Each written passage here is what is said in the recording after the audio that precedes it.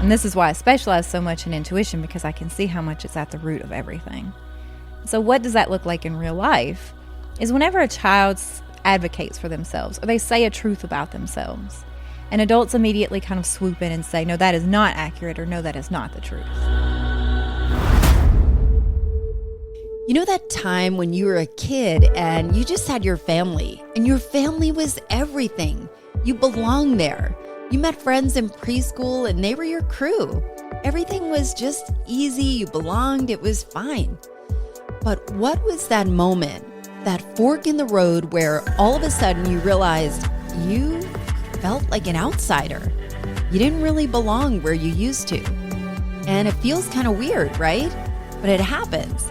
But you wonder, is it your imagination? Is it real?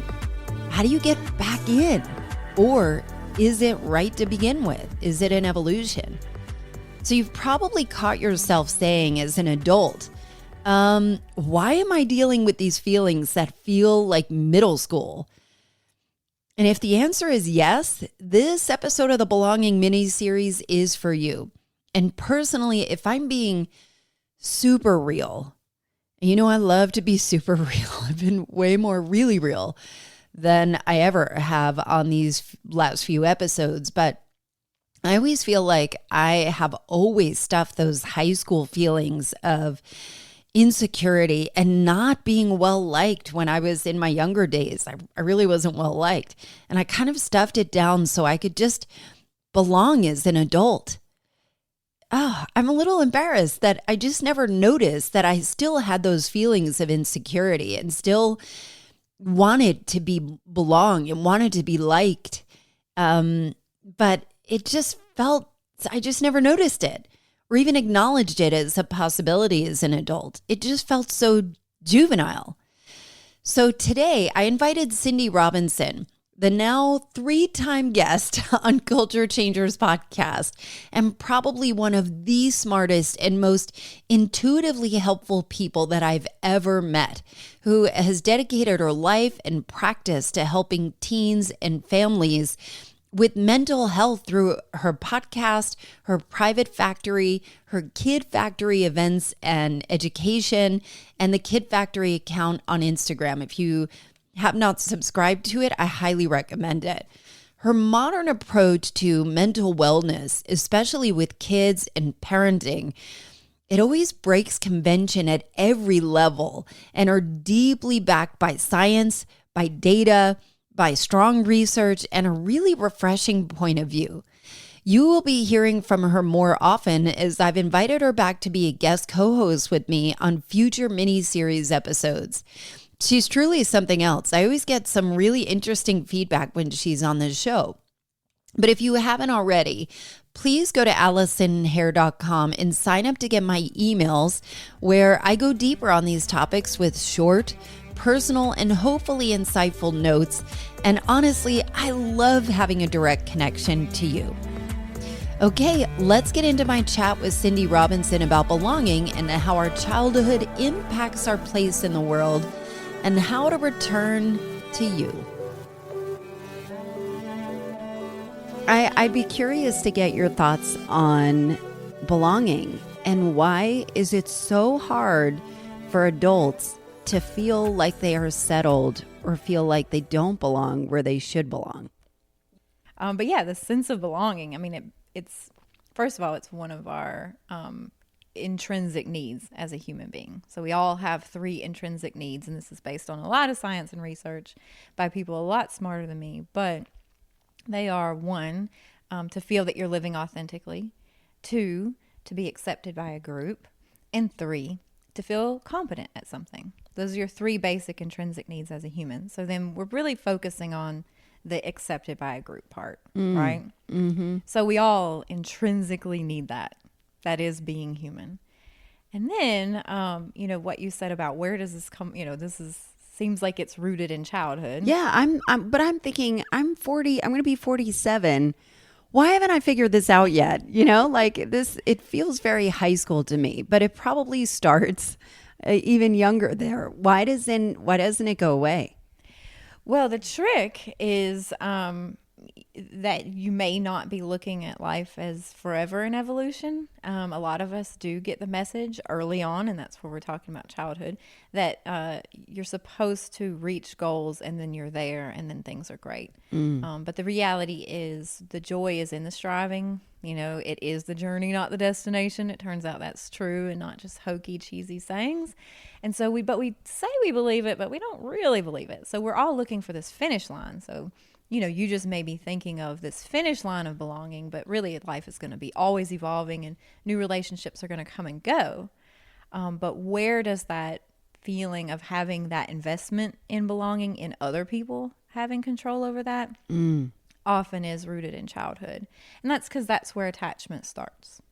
Do you want me to talk a little bit about what I mean by that? Okay.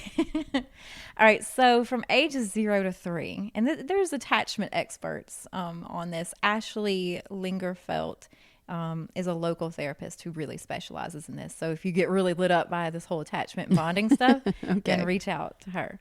But from ages 0 to 3, that's really where we're laying the foundation of that intuition that we carry with us forever. That's where we learn rhythms and patterns. That's where we learn how to attach. It's based on like how our caregiver responds to us. It's not one of those things where, you know, if you choose to swaddle or not swaddle, you're either ruining or you're saving your baby.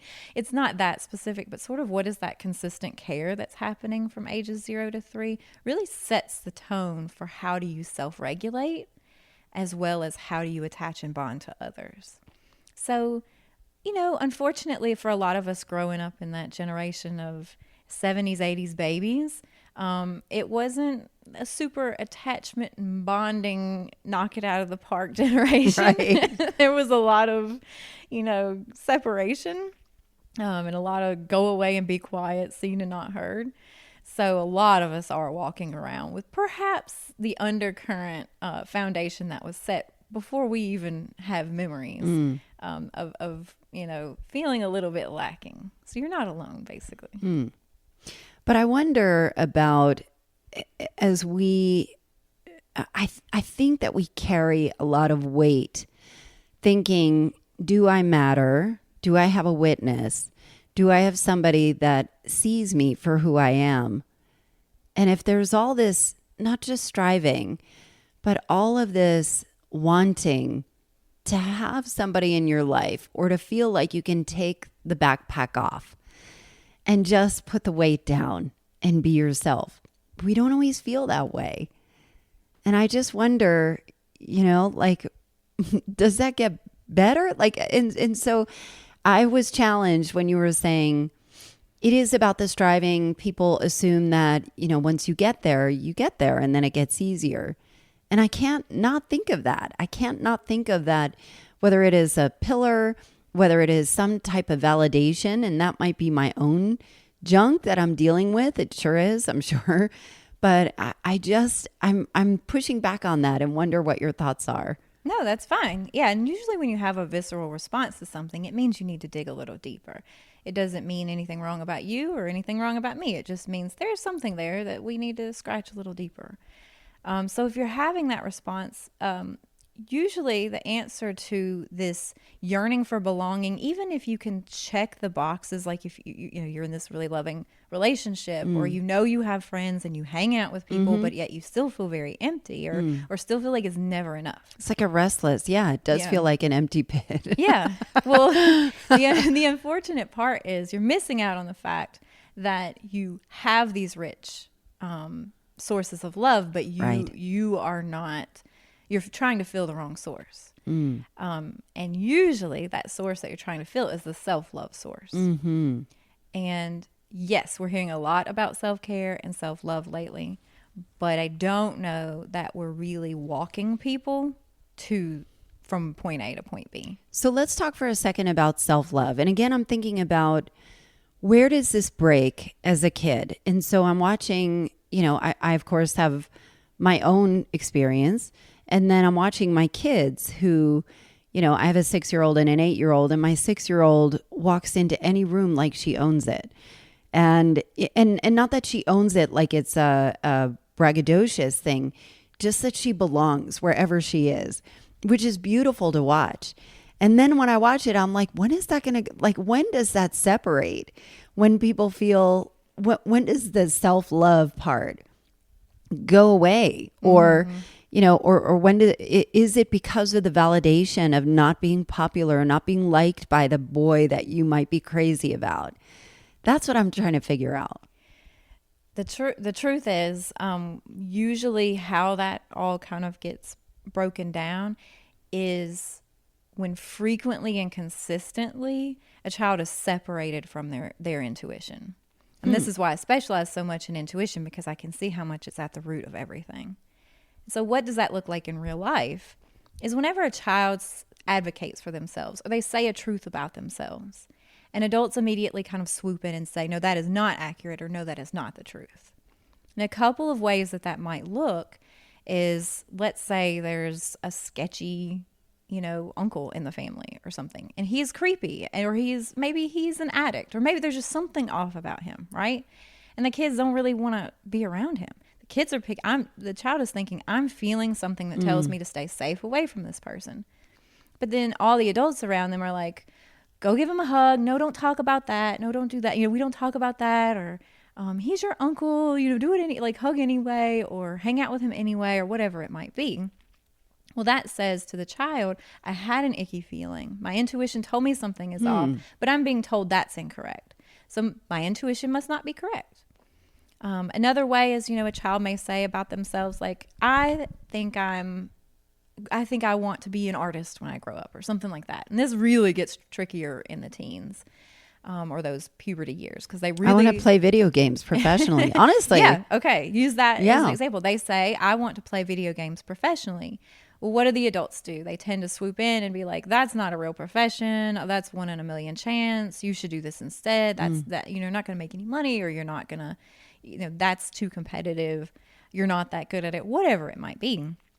Then that tells, again, I was listening to my intuition, but someone else came in that I trust, and debunked that intuition. If that just sort of consistently happens, you stop trusting that little voice. You stop listening to it.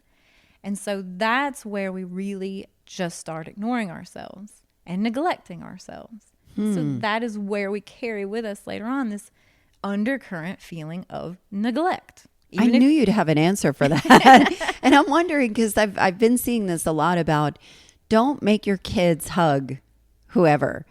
Why not? And how do we socially make that acceptable when, Uncle Jimmy comes in and he's fine, but the kid doesn't want to hug him because they're just not huggers? Yeah. Well, I don't know. My suggestion is they don't do it, and if you understand what's happening behind the scenes. What happens when you say, go make sure you hug grandma, go make sure you hug grandpa? And they don't want to. Yeah. Basically, you tell them is don't follow your intuition. Your intuition is not valid. So you need to rely on me to tell you what's right and wrong, or what's best for you or what's not best for you. Don't listen to your intuition. It's not good.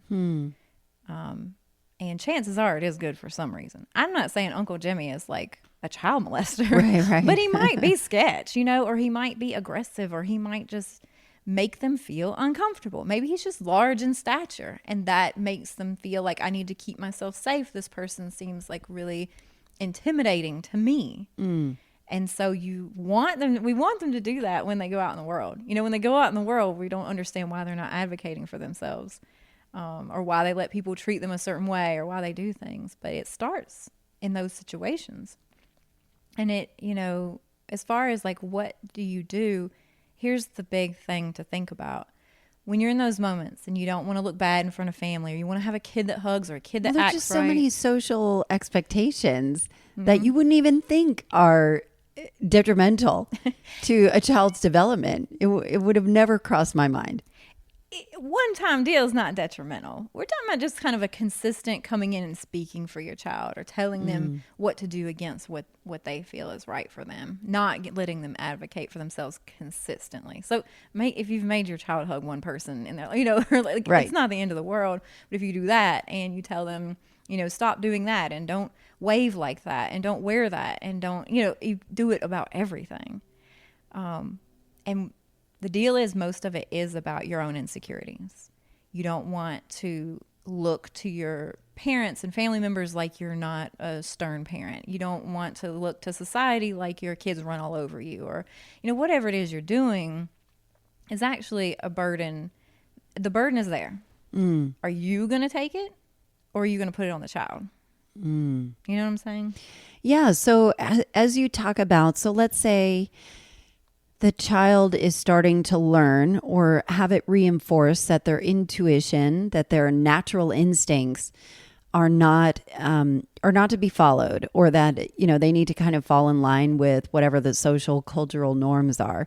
And it does kind of fall on the lines of social identities and what box are they going to fit into. But I wonder, you had talked about self-regulation and self-love. What does that look like in your world? How would you define that? Basically that the source of love comes from you first. I can describe this better if I explain a really good walking meditation that I did. Can I do that? Please. Okay, because feels like a shortcut, but it's a little bit of a hippy-dippy story. But I do walking meditation, and I'm pretty aggressive with it. I'm a serious meditator. You're an aggressive walking meditator. I don't play around. I do it a lot, and I'm super serious about, this is important in my life. So one day I was doing one. I was actually grieving the loss of someone important in my life. And I knew I was just going in the woods to say, just what do I need? I just feel so like my parental love is now gone, and how am I going to feel like an orphan forever? Like I'm an adult woman. What am I going to do? I'm going to keep loving people and they're going to keep dying, basically. And I went into the woods, like, what do I do with this? Here I'm helping people. I feel like a fraud. What is the point of life? What is the point of all this? And so I was walking along, and all of a sudden, I could see it. I could see love. I was walking by this stream, and all along the stream were all these different plants and trees that were growing like right on the edge of the stream. The stream was running through, and all of a sudden I could see love. I could see how it worked. And I could see how each plant took the water from the stream up to itself first. Whatever it needed, it did not shy away from taking it for itself. And then whatever it didn't need, it passed along. And all of a sudden I could see that is how love is supposed to work. It has to come from within. We have to take from within. It originates with us, our love, and then we extend it outward to others. And if we want to plug into others for love when we need it, that's okay. But when they unplug, when they die, when they leave us, when they aren't our friend anymore, that's okay, because our main source of love is coming from within us. Does that make sense? It does. And it's a beautiful metaphor too. But how do you do that when you're not used to doing that? I'm asking for a friend, of course. Of course. I'm asking for the millions of listeners who are hanging on every word of yours. Oh, well, hopefully. Or hopefully not. Hopefully, yes. The truth is I have lived a life of zero self-love, of definitely trying to earn my right to be loved constantly. So I'm not just sitting here preaching this like I have not living without self-love. None. And so what I learned is how it starts is so small. So you're not just going to wake up. You're not going to go pamper yourself and then love yourself more. In fact, you're probably going to go pamper yourself and then feel guilty that you did that. That's me. Right. All day. So no, that's not how it works. It has to start very small. And you have to just listen to yourself in the smallest way that feels like it pushes you. It's something you don't currently do, but it doesn't overwhelm you. And so for me, two of the examples that are weird, but they worked for me as the beginning of self-love.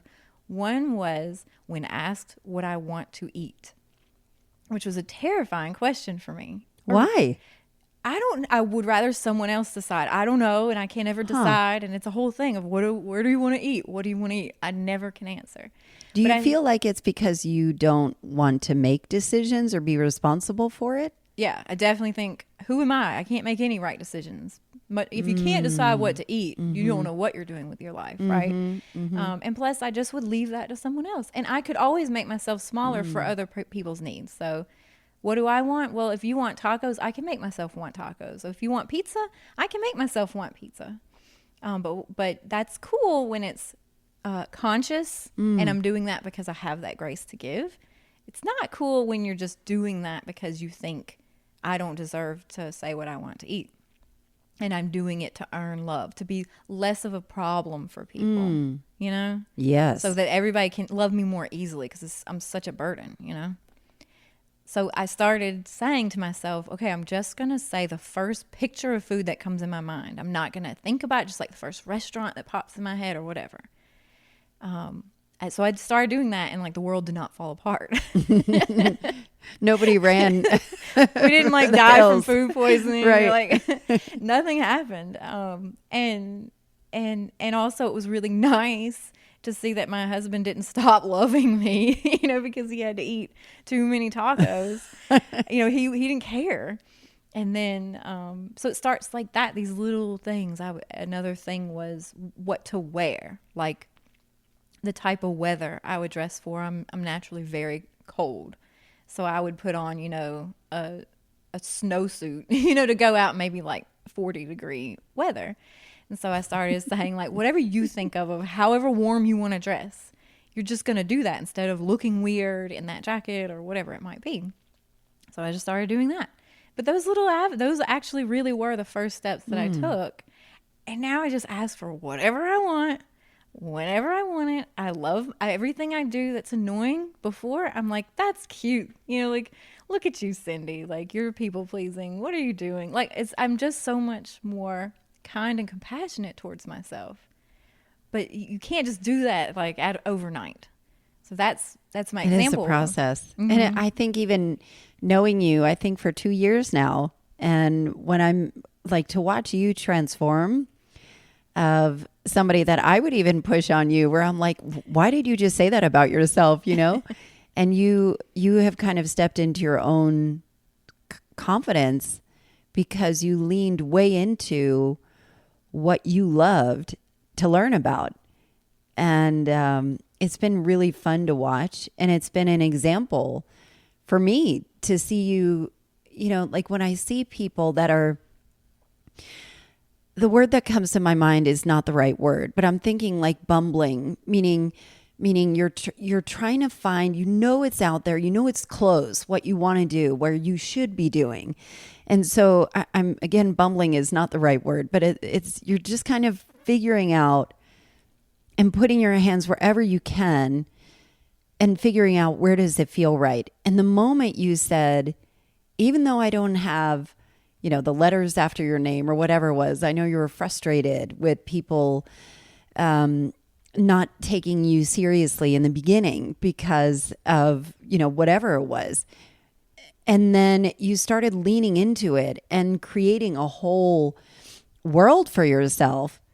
That's when everything opened up, where you're like, you can't, to me, in the way that you position yourself, at least online, is you can't back down if there's something that you've got better data or better science or better a better explanation for, that you can't back down and say, I'm sorry, I don't know what I'm talking about. You're like, no, this is how it should be. It's a really powerful way to be. It's been really fun to watch you bloom in that way. It's been fun for me too, actually. I feel free, and I'm actually the same caring, thoughtful person. I still care about all the same things, but I'm just not steeped in self-hatred. So everything stayed the same. My husband still loves me just as much, and my passions stayed the same. The mission of the Kid Factory really stayed the same, but it's not out of obligation anymore. I felt like I definitely had to earn my keep to be loved, or earn my keep to be worth staying in this world, and I just don't feel that anymore. I do it because I want to. And it turns out I want all the same things, but I just felt like I had to before. But I'll circle to something you just said, which is a little trick. It's a little moment for you. When you said bumbling, it's not the word.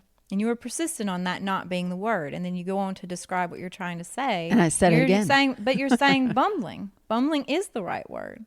So I just want you to notice that you have the answer all along. You said from the very beginning, bumbling. That's the perfect word. Somebody's bumbling around and not knowing what they're doing. That's perfectly articulated. But that's an example of where you if you said this question was for a friend, in case that friend was you, that's an example of that, is that you go, that's the word coming to my mind, therefore that's the right word.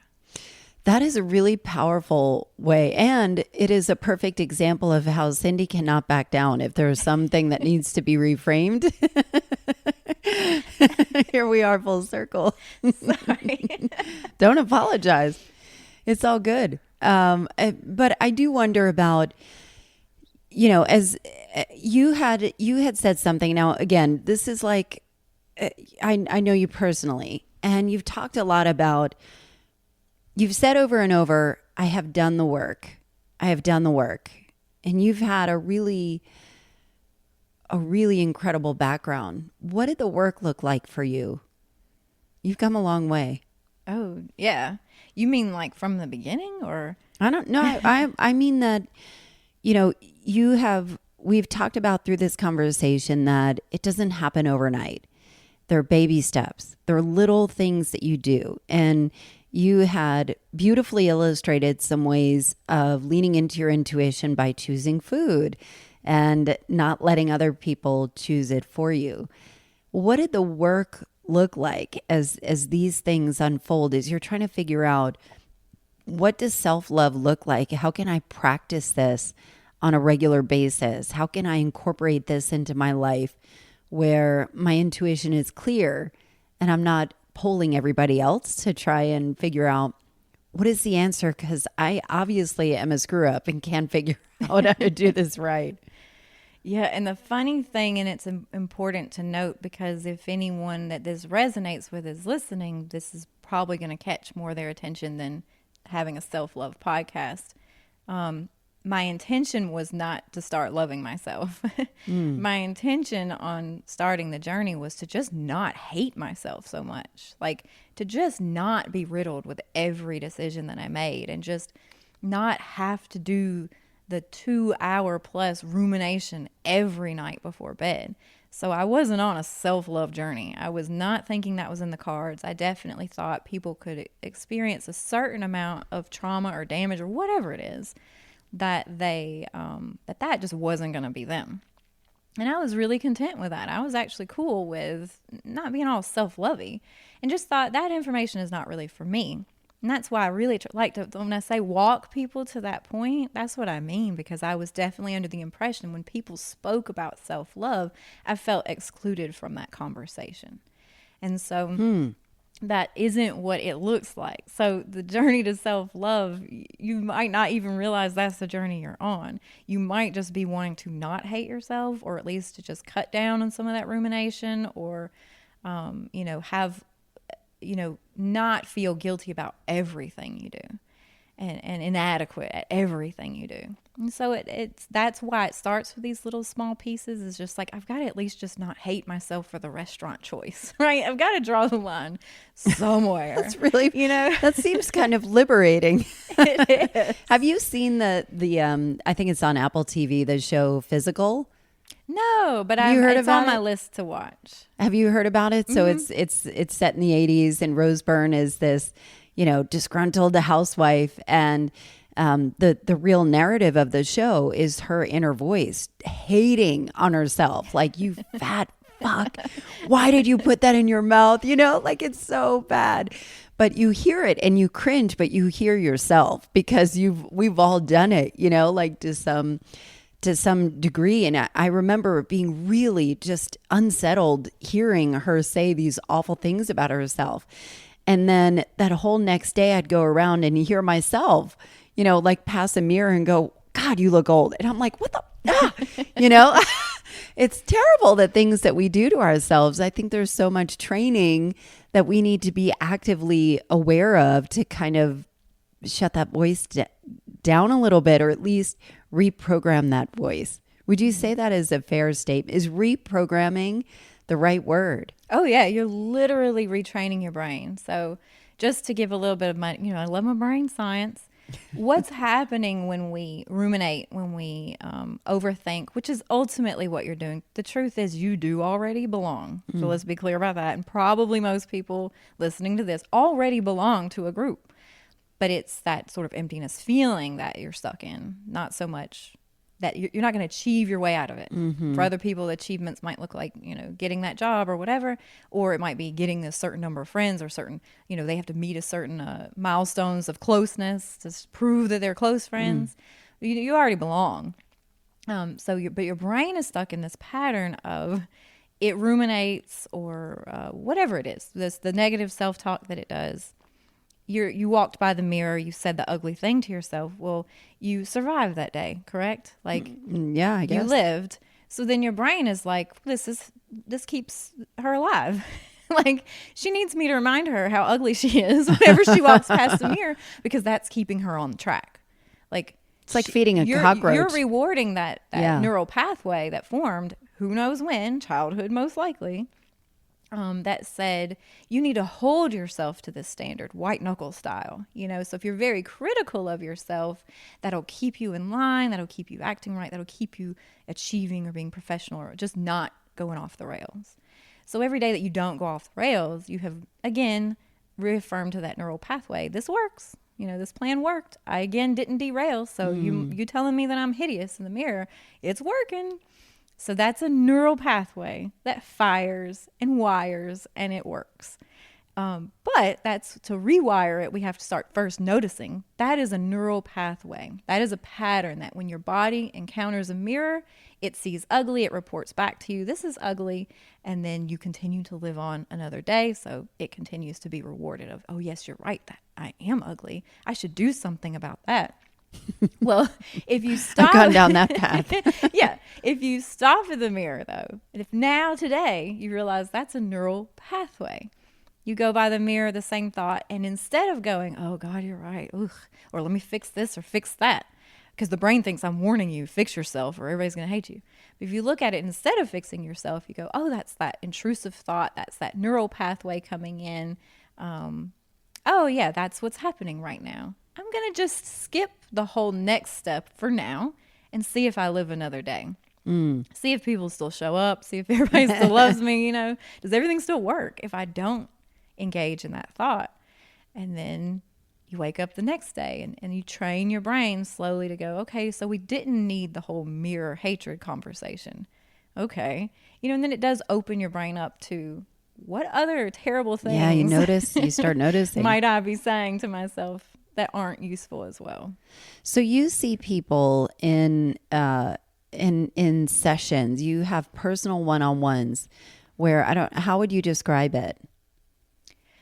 Of the work that you do one-on-one. Yes. So it's so tailored to each person, but for the most part, it's heavy in science first. So first people need to know the machine that is their body. So first I find out what's going on with you, and then I explain that on a physiological level, like where's this happening in the brain? What is that telling the body? Kind of a sample of what I had just said to you, like explaining what's going on in there.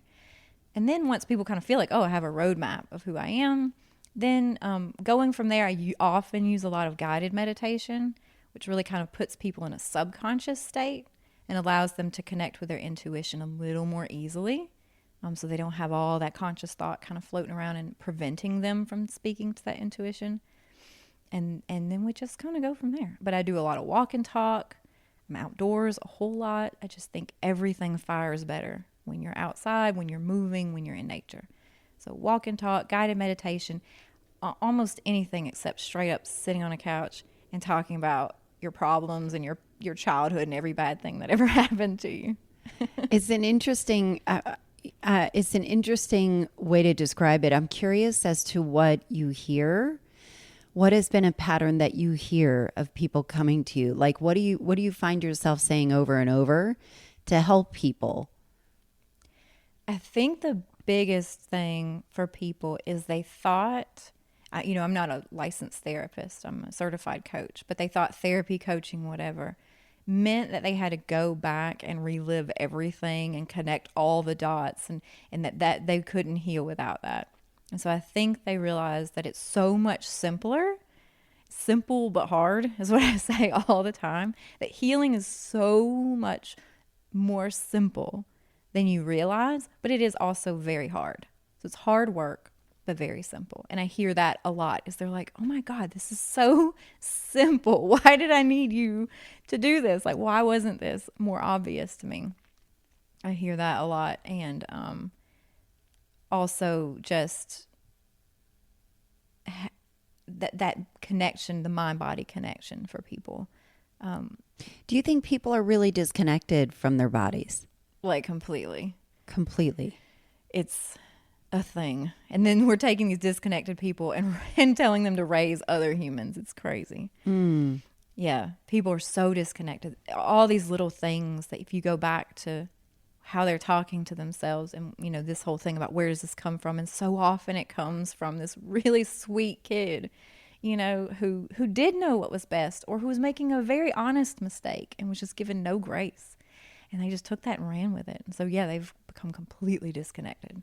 So anecdotally here, so I had finished the sex mini series, which was so interesting on so many different levels. But what was really interesting were how many people reached out to me and said, you know, I feel like I've been going through the motions with my husband, that I just never feel like it. Or, you know, we just have kind of taken it off the table. And so many times it was because it wasn't that the act or that their husband or their partner was bothering them. It was that their body was bothering them. And just the literal reconnection to your body, to your senses, to forgiving your body or loving your body despite whatever changes it went. But it was really viscerally deep of people recognizing that it had nothing to do with their partner or the situation that they were in, but how they felt about their body. Yeah, that's not surprising because that's the same, that sort of sense of belonging or not belonging usually is residing within the person. It's the perception of the person of not belonging. Because they've just decided that they don't belong and they don't realize that they have decided that. So yeah, that it makes a lot of sense because the same way that you said it wasn't about the partner. It's not about the people in your life, that sense of belonging. It's about your feeling worth belonging to that. I always say you cannot accept more love than you're willing to give yourself because you got this bodyguard of love, you know, so... Say it again, Cindy. You will not accept more love than you're willing to give yourself. I like the bodyguard. Yeah, because you think about it, someone extends love towards you. I think you have a lot of people who love you. They show that love towards you. But if you've decided you're not worth that amount of love, right? It's not coming in. You're keeping them at a distance, right? Yeah.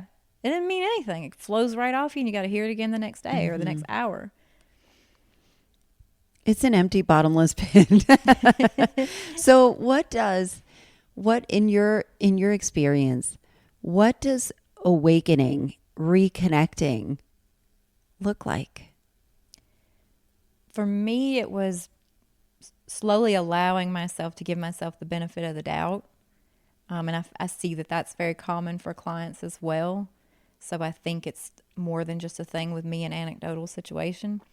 But what that would look like personally would be think of those cringe moments. And I've had plenty from my teen and early 20s. I did a lot of self-destructing.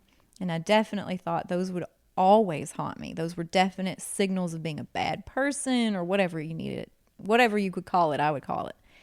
And then starting to see it compassionately and starting to see it like, oh, it all just makes sense. Of course you did that. Of course you you made that choice. So all those little like just going back and as things resurface, extending compassion, always thinking of how can I be compassionate? And it would be hard sometimes, you know, but it becomes a habit and then you can't stop. And then you advocate for yourself because you're compassionate. I'm ADHD. I don't operate on a 9 to 5 optimal 5 days a week level. And I used to never let myself sit down during the day. I would be like, you got to be productive. You got to do stuff. You got to earn that keep. I know that. Yeah. And I started resting whenever I wanted to or just chilling whenever I wanted to. my husband, he doesn't even mean anything. He's going to make fun of me. We already make fun of sarcastic family. So he'll, come make some sort of comment about, oh, you taking a vacation or something like that while I'm sitting down.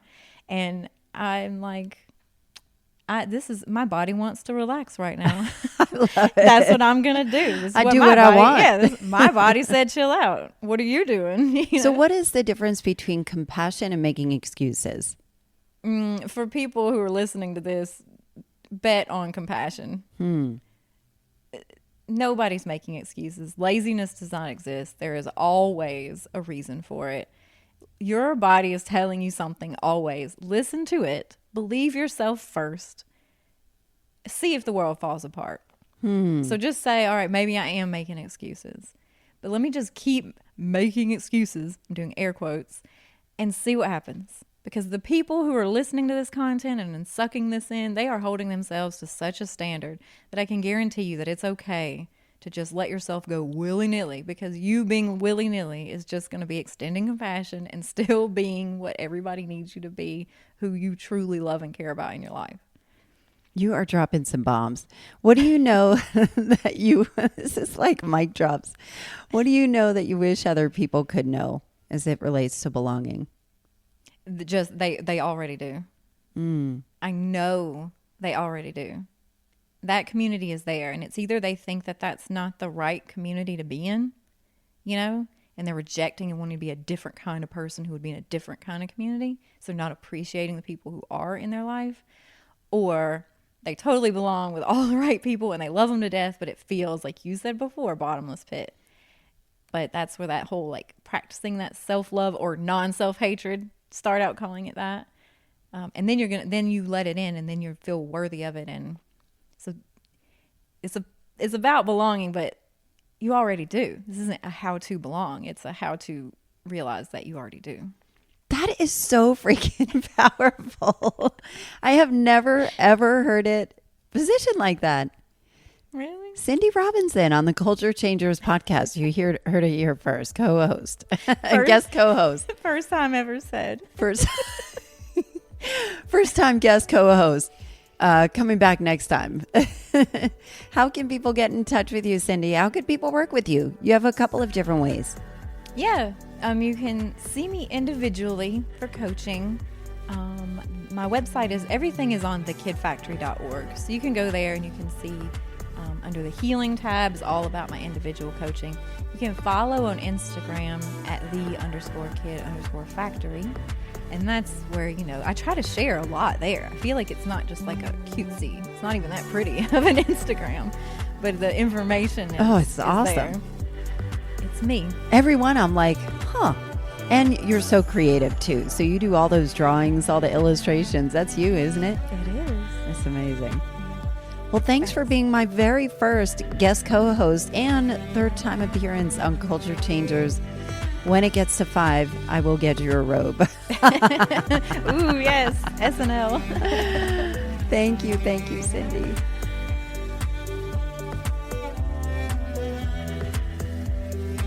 Cindy, you are probably my favorite person to talk to about real issues because you always have a refreshing, modern approach and always make me think more critically about it all. You've almost always changed my mind. If you'd like to connect with Cindy or work with her directly, I've linked her info in the show notes. If you want to connect with me directly, and you should, go to ALLISON'Hair.com and sign up for my emails or shoot me a DM on the socials. Everything is linked in the show notes. Or if you really want to give me a great birthday present, it's in the end of October. Text this episode to 2 or 3 of your friends. Thanks for listening, and I'll see you next time.